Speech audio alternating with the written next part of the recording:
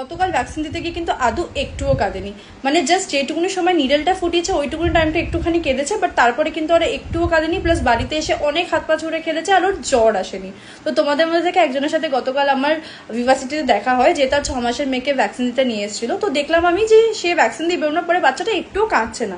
তখন আমি তাকে ডেকে জিজ্ঞেস করি যে কি ব্যাপার, ও কাঁদছে না। তখন আমাকে সে একটা খেলনা দেখিয়ে বলে যে এটা দেখিয়ে আমি ওকে ডিস্ট্রাক্টেড রেখেছিলাম, সেই কারণে শুধু নিডেল ফোটানোর টাইমটুকু একটু কেঁদেছে, বা তারপরে আরও কাঁদেনি। তো সেম জিনিসটা ও যখন ভ্যাকসিন দিতে ঢোকে তখন আমি ওর বাবাকে বলি করতে, তো ওর বাবার সাথে কথা বলে ওকে ডিস্ট্রাক্টেড রেখেছিল। আমি সামনে যাই না, নিডেল ফোটা আমার ভালো লাগে না বলে। তো ও লিটারালি শুধু নিডেল ফোটানোর টাইমটুকু একটু কেঁদেছে, বাট তারপরে ওরা একটুও কাঁদেনি। তো থ্যাংক ইউ ভেরি মাচ রিতো, যার মা আমাকে এই ট্রিকটা শিখিয়েছে।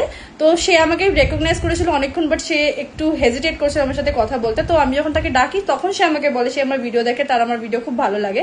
তো আমার খুব ভালো লেগেছে সেই জিনিসটা। তার জন্য তোমরা যদি কেউ আমাকে পাবলিকলি দেখো প্লিজ এসে কথা বলো, আমার খুব ভালো লাগে।